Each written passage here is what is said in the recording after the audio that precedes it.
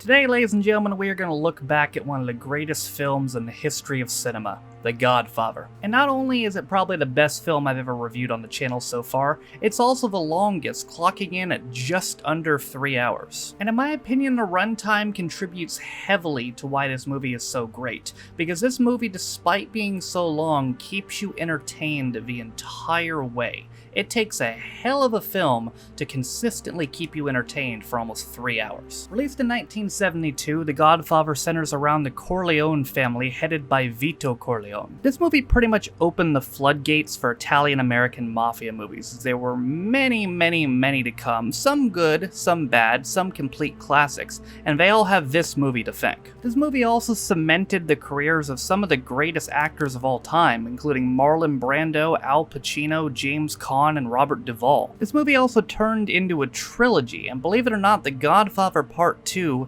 is by a lot considered to be even better than this. The Godfather Part 3 was a little bit disappointing, but we'll get to that at a later date. For now, we're going to begin where it all started for the Corleone family as we take a look back at The Godfather. So our film begins with Don Vito Corleone, head of the Corleone Mafia family, having a meeting with a man named Bonacera. Bonacera, who's an undertaker, is asking Vito Corleone to kill some men who savagely beat his daughter and landed her in a hospital. After initially chastising Bonacera for going to the police before him, he agrees to do it for him on the condition that Bonacera owes him a favor at a later date. After the meeting's over, Vito attends the wedding of his daughter Connie, who's getting married to a man named Carlo. We're introduced to a whole bunch of characters at the wedding, including Fredo and Sonny, who are Vito's sons, as well as Tom, who is basically Vito's adopted son. Also introduced are Clemenza and Tessio, who are key members of the Corleone crime family. And on the outskirts of the family, we also meet Vito's other son, Michael, who brought his new girlfriend Kay to the wedding. Kay seems blissfully unaware of what Michael's family actually does until a singer named Johnny Fontaine shows up. Michael explains that Vito got Fontaine out of his contract by killing his old manager, which naturally terrifies Kay. Fontaine also meets with Vito and cries over not getting an acting role because his voice is going out, and after Vito chastises him, he agrees to help him get the role. Vito then sends Tom to Los Angeles to persuade film producer Jack Woltz to give Fontaine the part. Jack invites Tom to his house and even shows him his prize horse, but utterly refuses to cast Fontaine in the film because he's pissed that Fontaine married away a promising young actress. So Tom does the only thing anyone can in that situation. He gives up and goes home. And by gives up and goes home, I mean he cuts the head off of Jack's prize horse and puts it in his bed. And despite this being a really minor scene in the movie that's just used to show the Corleone family power, it ended up being one of the most memorable scenes in the entire film. Back in New York, Vito, Tom, and Sonny meet with a man named Salazzo, who wants Vito to invest in his narcotics business and also provide him protection for Vito's many political connections. Vito refuses this, however, as he doesn't think the mafia should get involved in the drug trade. He also smartly assesses that most of those political connections that he has would likely leave him if he were to get involved in such a thing. Vito does not trust Salazzo at all, and he fears that something is up, so he sends his man Luca Brasi to go and spy on them. Luca meets up with Salazzo that night, which was probably a mistake because he's promptly choked to death. Salazzo really gets to work now as he has Tom kidnapped and has Vito gunned down in the middle of the street. Vito barely survives and Michael reads about it for the paper and rushes to be at his side. Vito is out of commission now though and Sonny is in charge, so Salazzo threatens Tom to make Sonny accept the deal before releasing him. Sonny, meanwhile, has also devised that one of the Corleone's men, Paulie, who's claimed to be sick a lot recently, is the one who stooged off Vito's location. Salazzo also sends them a dead fish wrapped in Luca's vest, implying that Luca Brasi is sleeping with the fishes. The next day, Clemenza, Paulie, and another Corleone man, Rocco, decide to go take a drive out into the countryside. Turns out it was a trap though, as Clemenza gets out to take a piss, Rocco shoots Paulie in the back of the head inside the car. Later that night, Michael decides to go to the hospital to check up on his dad,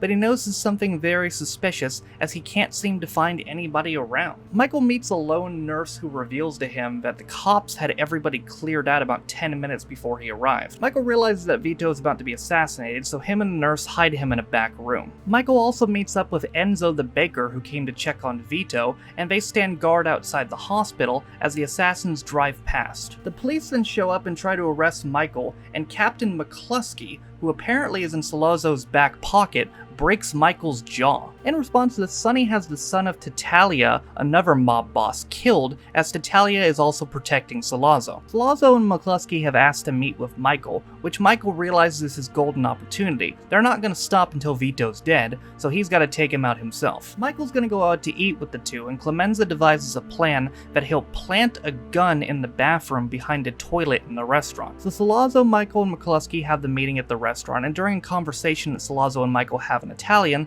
they appear to reach a truce. Not for long though, as Michael goes to the bathroom, grabs the gun, and then shoots them both right in the head. So in the aftermath of this, Vito returns home, but the police start to crack down on the crime families after it was revealed publicly that Sollozzo and McCluskey were in cahoots. It also appears that the 5 crime families are now starting an all-out war, which isn't good either. Michael has also fled to Sicily, where he's staying with a Don Tomasino. He's also accompanied by 2 bodyguards, Fabrizio and Callo. They head to Michael's namesake city of Corleone, where Michael takes interest in a beautiful young woman. The woman's name is Apollina, and Michael gets permission from her father to begin courting her. Back in New York, Sonny is horrified to learn that Connie is being beaten by her boyfriend Carlo. So Sonny does pretty much what any brother would do and kicks the ever-living shit out of Carlo. Like seriously, this scene is really satisfying. He beats the fuck out of this dude. Meanwhile, back in Sicily, Michael and Apollina have gotten married. Man, poor Kay. And now we get to what is probably the most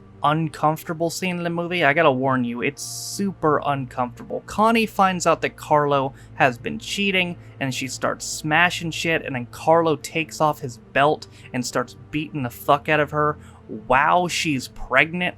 Like, seriously. First off, Carlo is evil as shit, and second off, this shit is uncomfortable. Sonny even hears about the beating happening again, and he rushes off once again to kick ass. Unfortunately, it was a setup, because as soon as he reaches the toll booth, a bunch of dudes with submachine guns show up and brutally gun his ass down. Mourning his son's death, Vito calls in that favor from the Undertaker Bonacera and asks him to make Sonny look presentable so he can have an open casket funeral. Back in Sicily, while Michael is teaching Apollina to drive, he is informed of Sonny's death. Michael's about to change locations, but to make matters worse for him, his bodyguards have set him up and rigged his car to blow, which unfortunately does not kill him, but does kill his wife. Back in New York, Vito is hosting a meeting with the other crime bosses, including Titalia and fellow crime boss Barzini. In order to make peace, Vito begrudgingly decides not to get revenge over Sonny's death, and also agrees not to interfere in the drug trade. Vito and Titalia make peace, but on the way home, Vito devises that it was actually Barzini who had Sonny killed. So now we go to about a year in the future, and Michael is back home and he reunites with Kay. Go a couple more years in the future, we're now in 1955, and Vito is very sick, which means Michael has now taken over the family business. Tessio and Clemenza are looking to get out of the Corleone family and form their own family, while Michael is looking to move the family to Las Vegas. Michael also makes Carlo his right-hand man and cuts Tom out, as he thinks it's better that Tom don't get involved in what's going to go down in the future. Michael then goes to Vegas to meet with his brother Fredo as well as Mo Green, who owns a casino. Michael tries to buy Green out, but Green is offended and refuses to do so. Fredo unfortunately also takes Green's side, which leads Michael to sternly tell him to never take sides against the family again. Back in New York, Michael has a meeting with Vito, who tells him that someone close to him is going to betray him. Basically, Michael will be able to tell the traitor by whoever asks him to set up a meeting with Barzini. Vito then spends some time with his grandson Anthony, and after chasing him around like a monster and having a laughing fit, he collapses over and dies. At Vito's funeral, Tessio tries to set up a meeting between Michael and Barzini, revealing to Michael who the traitor is. Now, the last 20 minutes of this movie is fucking awesome, as Michael truly goes to work. So he's agreed to become the godfather of Connie and Carlo's baby, and while he is at the ceremony, becoming the godfather and they're baptizing the kid, he has his men kill all the other mob bosses, including Titalia and Barzini, and also Mo Green as well. And just the scenes of the mob bosses being killed interlaced with the baptism is just awesome. And at the orders of Michael, Tom also has Tessio executed for his betrayal. And Michael has just one more piece of business to take care of as he confronts Carlo, letting him know that he knows Carlo was responsible for Sonny's death. Carlo reveals that he worked with Barzini to perpetrate the death, and Michael feigns like he's not going to kill him, rather just kick him out of the family. But when Carlo gets in a car that's supposed to take him to the airport, he gets choked to death by Clemenza. We're now in Las Vegas, where they've officially moved to, but Connie is irate as she knows it was Michael who had Carlo killed. Kay asks Michael if this is true, but she's initially relieved when he reveals to her that it's not. However, while she's in the other room making them a drink, the fellow members of the Corleone family come in and address Michael as Don, revealing to her that he truly has taken Vito's place. Now, first off, I want to say it is a challenge watching a 3-hour film, but this is, I think, good practice, as not only do I want to do the other Godfather films in the future, but I would like to do longer films like Star Wars and maybe The Lord of the Rings. Now, unfortunately, some of those Star Wars films, especially the prequels, do not have enough content to fill their runtime. They don't justify their runtime because, well, they're not very good, especially the first two. But this movie is tremendous, and like I said earlier, it takes a hell of a film to keep you entertained for 3 hours, and I promise you this film will. And you might wonder, how could it possibly get better from here?